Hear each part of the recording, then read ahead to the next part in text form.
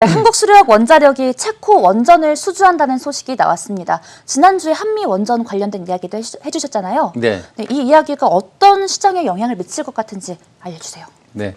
자, 이 흐름이 2차 원전 관련주들의 2차 랠리를 촉발할 수 있는 그런 움직임이다. 이렇게 생각하시면 되는데, 자, 한수원과 체코 에너지 산업과 극비 회동을 가졌습니다.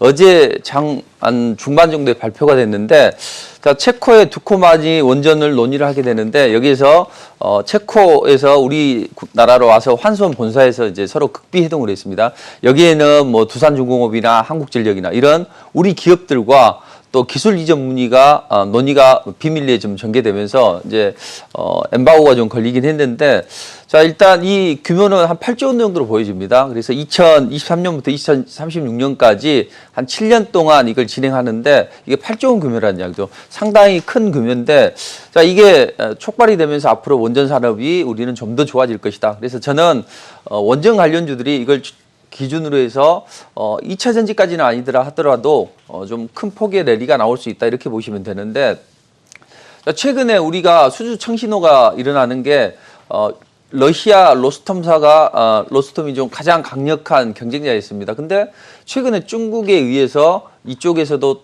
러시아 기업도 배제가 됐다는 이야기죠. 왜 그랬을까요? 자, 보안상의 문제로 이 러시아를 좀 배제를 했습니다.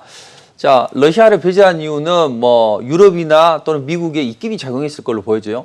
지금 여러 나라에서 출사표를 던졌습니다. 미국도 우리도 중국이나 러시아도 출사표를 던졌는데, 최근에 중국에 의해서 러시아도 배제가 됐는데, 러시아 로스톰사가 초청에 배제가 된 이유는 과거 2014년도에 화약창고 폭발 사고가 있었다고요. 여기에서 뭐 폴란드 체코인이 2명 사망하고 러시아에서 이게 관련인들이 한 18명이 연관이 되어 있다, 이런 이야기 때문에 이 사람들이 추방이 됐습니다.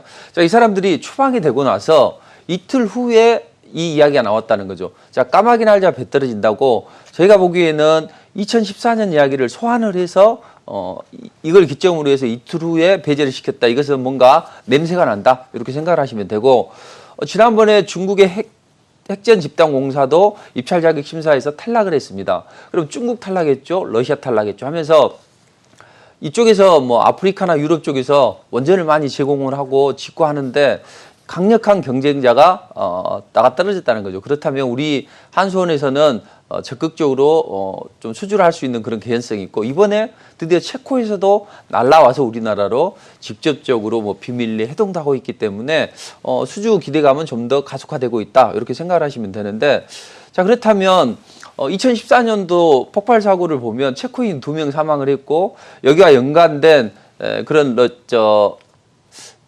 뭐 외교관들이 퇴출이 됐는데 18명이 여기에는 외교관들이 연루가 되어 있지만 실제적으로 보면 러시아 정보기관이죠. 정찰청국사나 2915라는 집단이 여기에 직접적으로 폭발에 관여를 했다, 이런 월스트리트저널 보도가 있습니다.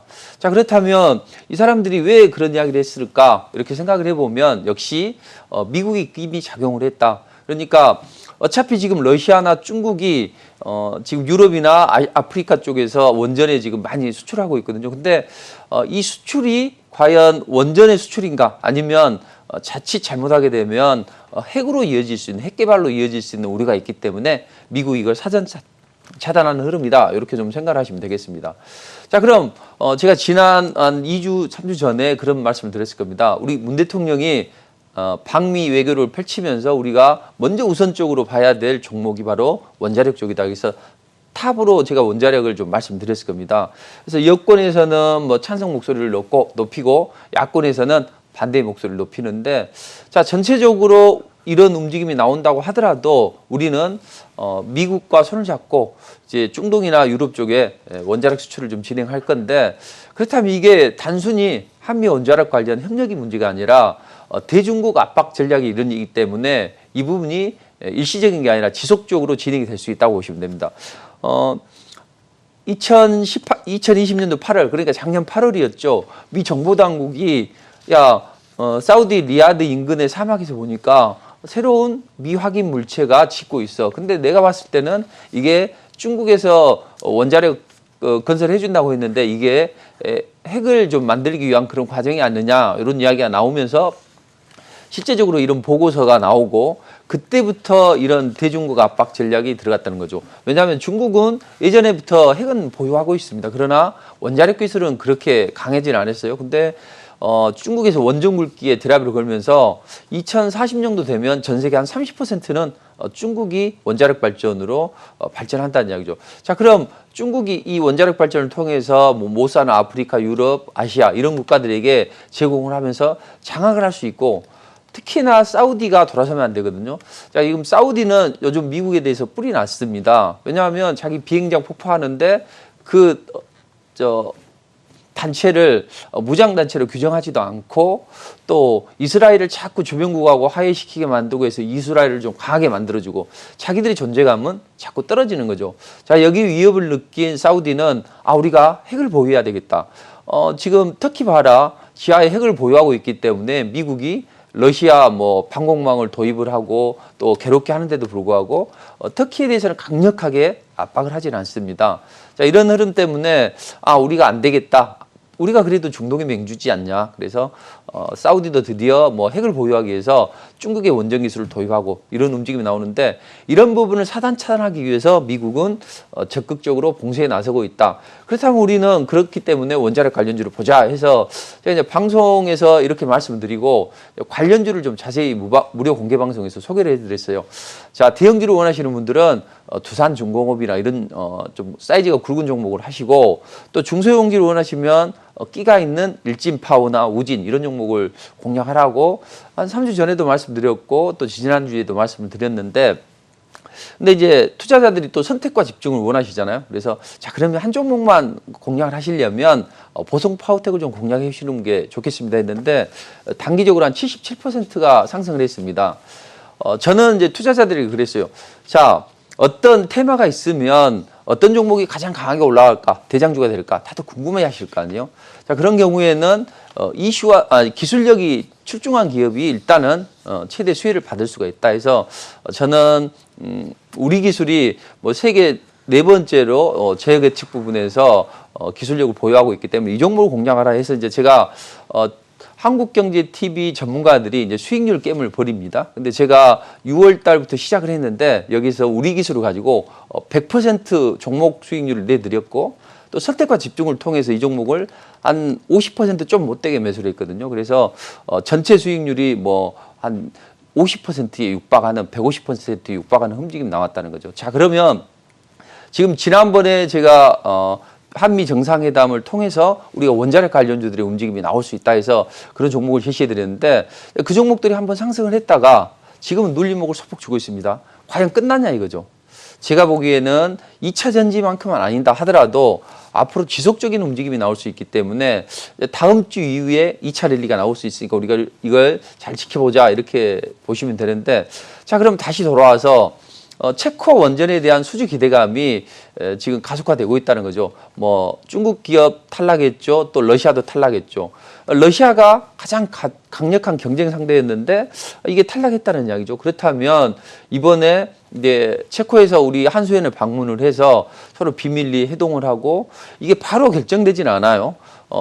이쪽 총선이 한 10월 달에 있기 때문에 이게 선거가 끝나고 나서 한 연말쯤에 결정이 될 텐데 주가는 항상 먼저 움직이잖아요. 그래서 주가는 기대감을 갖고 먼저 움직일 것이다.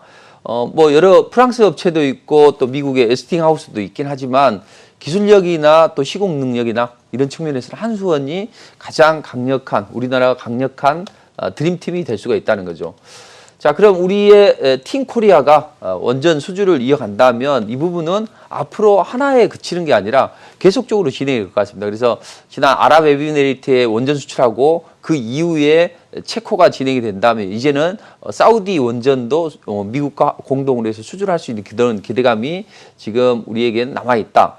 그렇다면 최근에 우리 정부에서도 탈원전 이야기를 하고 미국에서도 후쿠시마 원전 폭발 사고 이후에 한 16기 정도의 원전을 조기 폐쇄했다는 이야기죠. 자, 이름이 프랑스는 아예 없었고 영국도 없앴고 전체적으로 글로벌이 이 탈원전에 동조를 하고 있었는데 자, 탈원전이 말이 쉽지 사실 반도체나 화학공정이나 이런 쪽 기간 산업들 보면 만약에 단 몇 분이라도 정전이 되게 되면 엄청난 피해가 나온다는 거죠. 그래서 풍력이나 태양광은 일조량이나 이런 바람 세기 때문에 계속 발전할 수가 없습니다. 자, 그거의 대체용으로 원전이 필요한 것이고, 또 원전은 대중국 압박 전략, 그리고 러시아를 견제할 수 있는 중요한 도구이기 때문에 미국이 이걸 손을 놓을 수가 없는 겁니다. 미국은 2019년도에 원전 육성법을 다시 한번 통과시켰고, 이제 올해 1월 달에는 원자력 전략 비전을 통해서 자, 그럼 우리가 원전을 좀 재개해보자, 재건해보자, 이런 이야기가 나오고 있는데, 자, 원자력 쪽은 체코의 원전 수주뿐만 아니라 또 SMR 쪽 또는 뭐 다른 쪽으로도 계속 재료가 나올 수가 있는 부분입니다. 그래서 소형 모듈 원전 이쪽에 지금 미국에서 드라이브를 걸고 있습니다.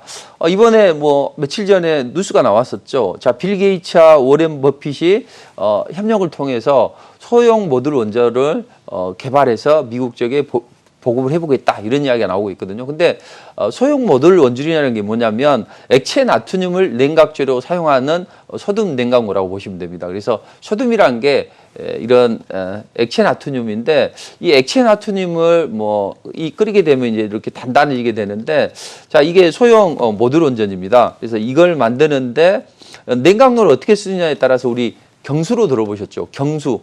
냉각재로 물을 쓰려서 경수로라고 하고, 또 이 소듐을 써서 나트륨 원전이라고 합니다. 그래서 이 소듐 원자로를 만드는데 이게 적극적으로 나서고 있는 거죠. 뭐 워런 버핏이나 아니면 빌 게이츠나.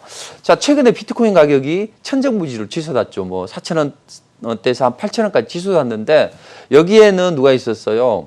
테슬라의 CEO가 있었죠. 그래서 이 중요한 셀럽들이 이런 이야기를 하고 이쪽에 드라이브를 걸게 되면 이쪽 산업이 좀 더 좀 부흥을 할 수 있는 그런 움직임이 나오고 있습니다.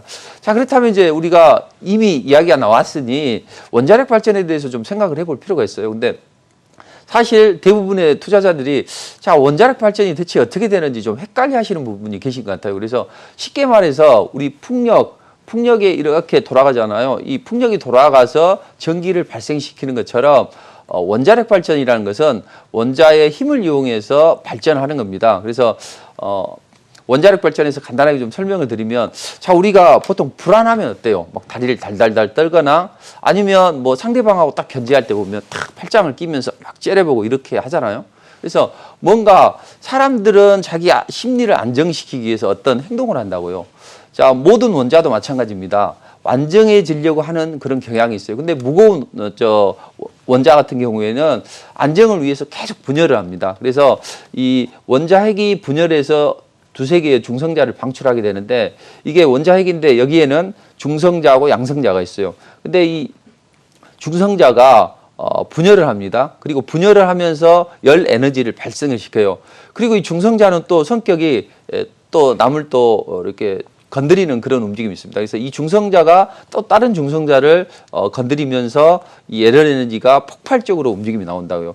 자, 이런 식으로 폭발적인 열 에너지가 방출이 되게 됩니다. 그럼 이것이 바로 원자력이라는 거죠. 자, 이 폭발적인 원자의 힘으로 물을 끓이고, 그것을 물을 끓여서 터빈을 돌려서 원자력 발전이 되는 겁니다. 쉽게 말해서 이렇게 보시면 되죠.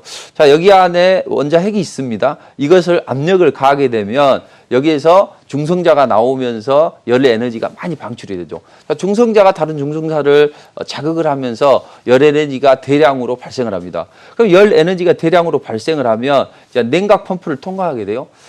냉각 펌프를 통과하면서 증기가 발생합니다. 자, 우리가 겨울철에 따뜻한 안쪽과 또 찬 공기가 부딪히면 어떻게 됩니까? 서리가 끼고 이렇게 되죠. 또 우리가 목욕탕에서 목욕을 할 때 보면 따뜻한 물이 찬 공기와 만나서 어때요? 수증기가 발생하죠. 자, 그것처럼 이 열 에너지가 물을 끓여서 이게 냉각 펌프를 통과하게 되면 수증기가 발생합니다.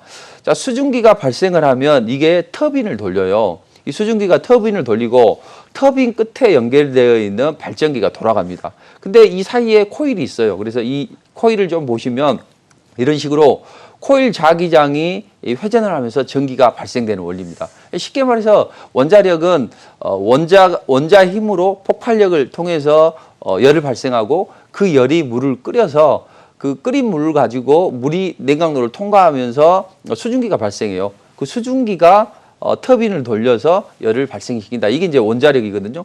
자, 이런 원자력인데 보통은 경수를 사용합니다. 근데 이건 소형 모듈 원전은 여기에 다른 것을 좀 사용하는 거죠. 그래서 경수로는 원자력 물을 냉각로를 통과하는 쪽을 물을 사용하는데 화통 중성자가 냉각지에 물을 통과하면 속도가 감소를 해요. 그래서 저속 중성자가 돼버립니다. 근데 이 천연 우라늄 같은 경우에는 우라늄 235라는 게 있는데 이게 핵 분열을 하는데 0.7%밖에 안 돼요. 그 안에. 그래서 이것을 비율을 높이기 위해서 이걸 농축 과정을 거치게 됩니다. 자, 그런데 이 소형 모듈 원전 같은 경우에는 그런 과정이 필요가 없다는 거죠. 왜냐하면 액체 나트륨을 냉각제로 쓰기 때문에 아까 냉각 펌프 있죠. 거기에 냉각제로 사용하기 때문에 중성자가 속도가 감소하지 않아요. 그래서 소량의 우라늄 235만으로도 이 연료를 생산해낼 수 있다는 거죠. 그리고 이건 폐 연료에서도 나오거든요. 그래서 폐 연료를 재사용하니 방사성 물질도 감소를 하고 또 기존의 원전에 비해서 핵 연료도 뭐 한 95% 이상 다운된다는 거죠. 자, 그렇다면 이게 가장 문제가 되는 게 핵이잖아요. 핵. 원자력은 핵 이렇게 연결하시면 되는데 지금 미국은 중국의 기술을 도입을 해서 사우디나 기타 국가들에서 핵을 보유하는 것을 극히 싫어합니다. 자, 그렇다면 그 핵을 차단하기 위해서는 어떻게 되었어요? 나는 명분은 그거잖아요. 못 사는 나라들은 야, 우리가 전기가 필요하니까 원자력이 필요해. 그래서 원자력 도입한다는데 왜 감나라 대출 나라 하냐? 이런 이야기를 할 수 있는 것이고 미국 입장에서는 그렇다면 핵을 보유하는 것을 제한하고 전해들을 도와줄 수 있는 방법이 없을까? 이게 바로 소형 모듈 원전이라는 거죠. 핵에 대한 위험성이 적고 그렇기 때문에 지어도 뭐 핵으로 개발될 수 있는 게 적다. 그렇다면 가장 중요한 것은 지금은 체코지만 이건 미국이 의도적인 흐름이 좀 나오는 것 같아요. 그러니까 우리 한국과 원전에 손을 잡았어요. 한국 기술력 뛰어나지. 그러니까 우리가 손잡아서 하자. 근데 우리가 손잡고 지난 한미 정상회담 때 우리는 어땠습니까? 외교에서 자, 우리는 퍼질 거 다 줬다. 19조 달러 오스틴 공장 지어줬지. 뭐 기타 대기업들이 투자를 했어. 근데 우리는 백신 도입도 안 됐고 딸랑 뭐 얻는 게 뭐가 있느냐 이런 이야기가 나오잖아요. 미국 입장에서는 그래. 그럼 우리가 지금 가장 중요하게 생각하는 게 사우디 원전을 비롯해서 기타 원전 개발로 인해서 핵을 갖는 걸 우리는 주요하게 좀 차단을 하려고 하는데 그렇다면 이번에 체코 것은 8조 원 정도 되니 한국을 주자. 그렇다면 한국의 경쟁사가 뭐 여러 군데 한 5군데 입찰했는데 가장 강력한 경쟁자가 중국이나 러시아라는 거죠. 근데 중국이나 러시아는 의도적으로 유럽이나 미국에 의해서 배제가 된 걸로 보여집니다. 그렇다면 경쟁자가 없어지고 체코에서도 가장 뭐 시공 능력이나 기술이 뛰어난 한국으로 와보자 해서 이번에 한국을 방문했고 극비리에 해동을 한 것으로 보여집니다.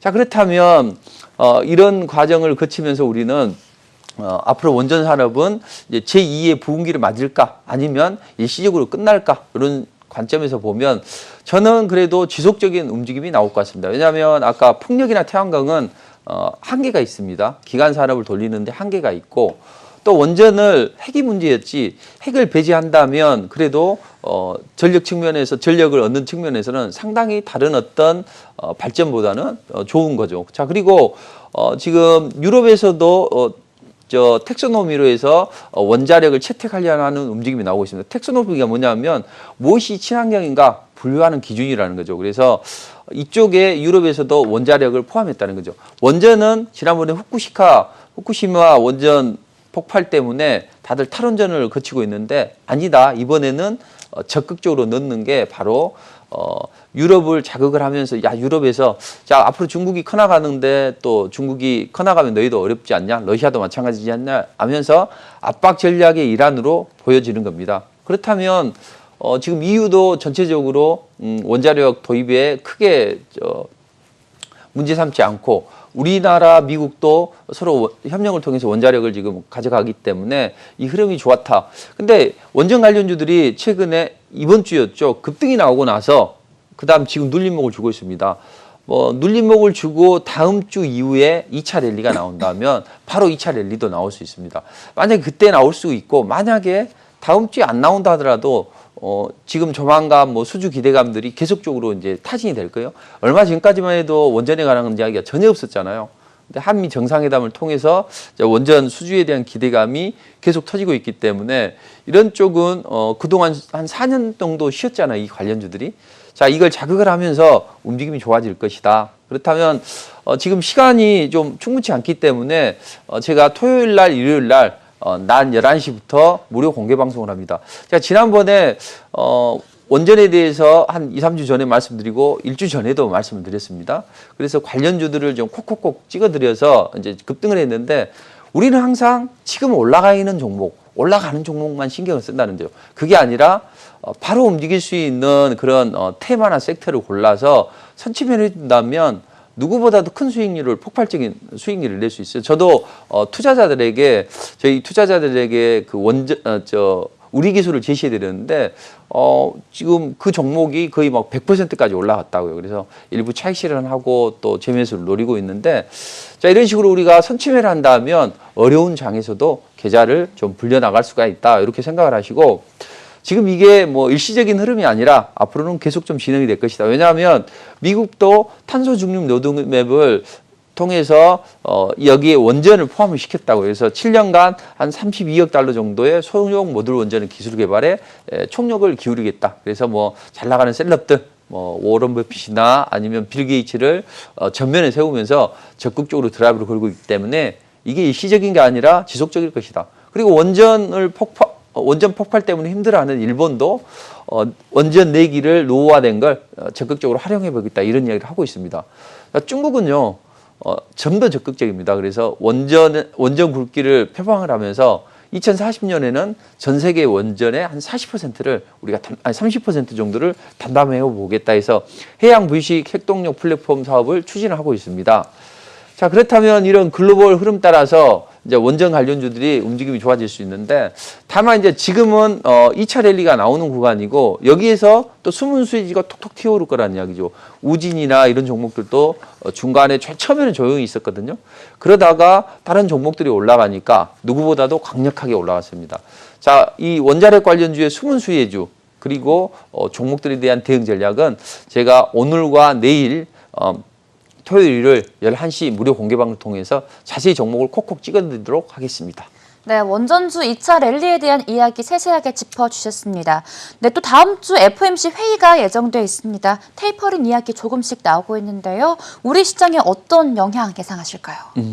큰 영향은 없을 것 같습니다. 자, 일각에서는 미국의 페드가 테이퍼링을 비공식 정도 논의를 개시했다. 그리고 이번에 FOMC 회의에서도 테이퍼링에 대해서 이야기가 나올 것이다, 이런 우려감이 있습니다. 뭐 CNBC에서나 월스트리트 저널은 여기 이미 논의가 제약이 됐다. 실제로 로레타 메스터 클리브랜드 연준 총재는 최근에 고용 지표 안 좋아지는 것은 뭐 괜찮다, 2달째 기대 밑돌았지만 테이퍼링으로 가겠다, 이런 의지를 얼마 전에 피력을 했다고요. 그리고 옐런 의장도, 옐런 재무장관도 야, 금리가 약간 올라간다고 해서 뭐 개인들이나 아니면 연준에서 이게 좀 안 좋냐, 그게 아니라 연준에서도 결국 플러스가 된다, 이런 이야기를 피력을 하고 있습니다.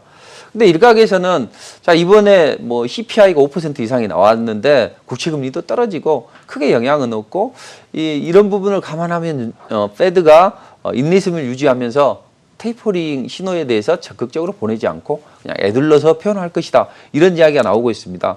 근데 최근에 시장의 중요한 지표들을 보면 뭐 이 말도 어느 정도는 일리가 있습니다. 최근에 뭐 10년물 국채금리 보면 지금 1.7%까지 치솟았었는데 1.4%대로 떨어지고 있습니다. 그리고 공포지수도, 빅스지수도 지금 15배에 머물고 있습니다. 하단에 머물고 있죠. 자, 이런 흐름을 감안하면 최근에 CPI가 뭐 한 5% 이상 급등이 나왔다고 하더라도 아직은 뭐 개인 소비 지출이나 이런 소비 지표를 확인도 안 했고, 그다음 뭐 중요한 지표들이 특히 10년물 국고채 금리가 튀어오르지 않기 때문에 뭐 크게 테이퍼링 신호를 적극적으로 보내지 않을 것이다, 이런 우려가 기대가 있습니다. 제가 보기에는 이 뭐 테이퍼링에 대한 뭐 메시지를 뭐 강하게 주든 약하게 주든 주지 않든 그건 크게 문제가 되지 않는다고 보여집니다. 왜냐하면 지금 현재 부의 양극화가 진행이 되고 있어요. 그래서 만약에 못 사는 지금 상당히 어려운 분들에게 이번에 테이퍼링을 진행한다면 어떻게 되겠습니까? 금리가 껑충 뛰면서 그동안 빚내서 코로나 때문에 교회를 집 사서 나가거나 아니면 기존의 주택을 새로운 데로 이사하고 이런 분들에게는 금리 부담이 많이 되겠죠. 미국에서도. 그래서 그로 인해서 성장이나 물가 지표가 하락을 할 거라는 이야기죠. 그러니까 연준은 그런 것을 알기 때문에 테이퍼링이 어떤 지금 성장의 발목을 잡을 수 있기 때문에 그래서 적극적으로 나서지는 쉽지는 않을 것이다 이렇게 보는 것이고요. 보통 이 테이퍼링을 단행하게 되면 시장 금리는 보통 국채 매수를 감소를 하고 그로 인해서 국채 가격이 떨어지니까 국채 금리는 튀어 올라가는 그런 구조로 갈 것이라고 하는데 제가 보기에는 이번에 혹시라도 테이퍼링에 대해서 단행을 한다고 하더라도 시장 금리는 하락할 걸로 보여집니다. 왜냐하면 실제적으로 테이퍼링을 단행하면 아직 그 물가 상승은 있어요. 그러나 성장의 지표는 아직은 나오지 않다고요. 자, 비농업 부분 취업자 수 보면 전달 달에는 막 100만 명 정도 신규 했다가 지금 지난달 보면 55만 명 정도 줄어들었죠. 들쑥날쑥 한다고요. 기타 지표도 보면 아직까지는 여기서 테이퍼링을 단행하게 되면 좀 성장이 좀 약간 꺾일 수가 있습니다. 그렇게 되면 시장은 앞서 나간 채권 플레이어들은 이게 경기가 둔화되는구나 이 우려감 때문에 또 채권 금리를 또 하향하는데 베팅을 할 거라고요. 자, 이런 식으로 해서 문제가 크게 되지는 않을 걸로 보여집니다. 그래서 최근에 보면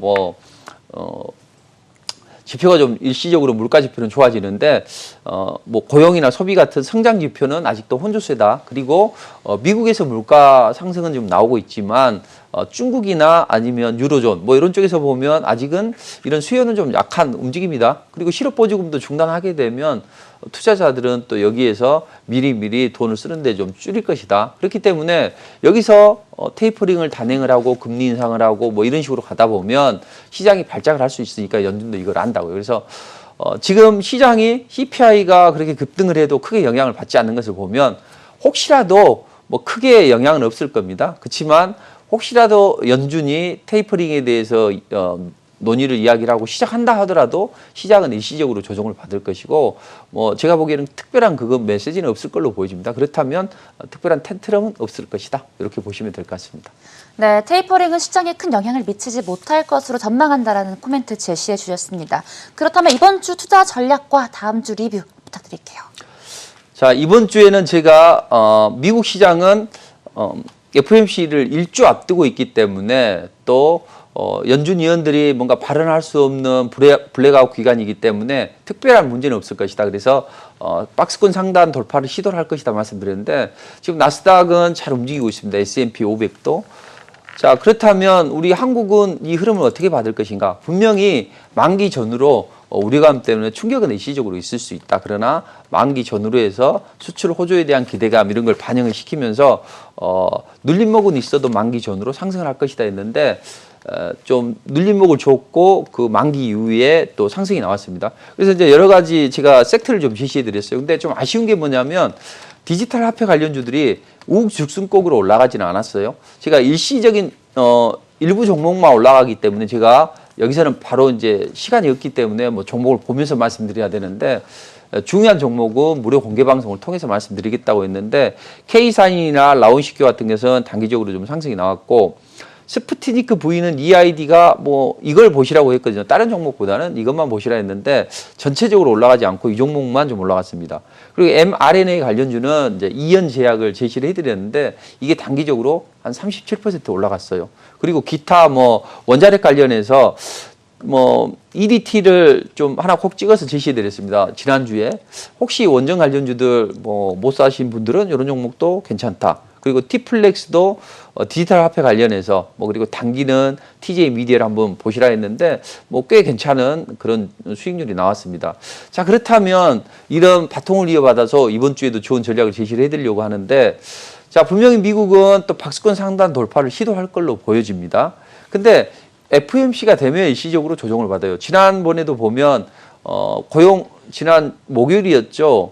그때 민간 고용 발표가 됐을 때 그때 일시적으로 충격을 받았습니다. 그리고 노동부에서 발표하는 고용지표 발표할 때는 또 이 움직임이 좋아졌다는 거죠. 그러니까 FOMC 회의를 기점으로 해서 일시적으로 눌림목은 줄 수 있습니다. 그러나 그 이후에는 정상화될 것이다. 이렇게 보시고, 자, 우리나라도 미국 시장 눈치를 보겠죠. 근데 우리는 이제 다음 주하고 그 다음 주가 아주 중요합니다. 다음 주 후반 정도라도 이 FOMC 끝나고 나서 상승의 발판을 마련하면 또 한번 치고 올라갈 수가 있습니다. 특히 코스닥 쪽에서 그동안 코스닥 발목을 잡았던 바이오 대형주들 있죠. 자, 이런 종목들이 움직임이 아주 좋아진다고요.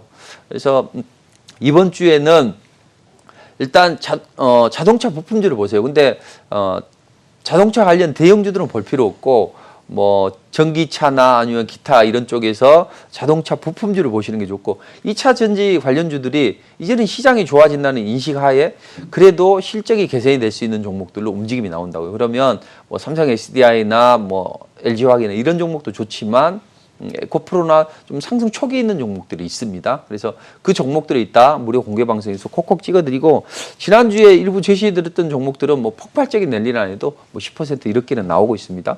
그리고 반도체 관련주들이 움직임이 좋아지고 있어요. 그래서 반도체 관련주도 잘 봐야 된다. 제가 시그네틱스를 자 이건 좀 보시라. SK하이닉스가 시스템 반도체 쪽에 뭐 어떤 업체를 인수한다고 할 때 팍 튀어버렸던 종목인데 지금 눌림목을 주고 있는데 움직임이 좋다. 그러니까 그 종목이 잘 올라갔거든요.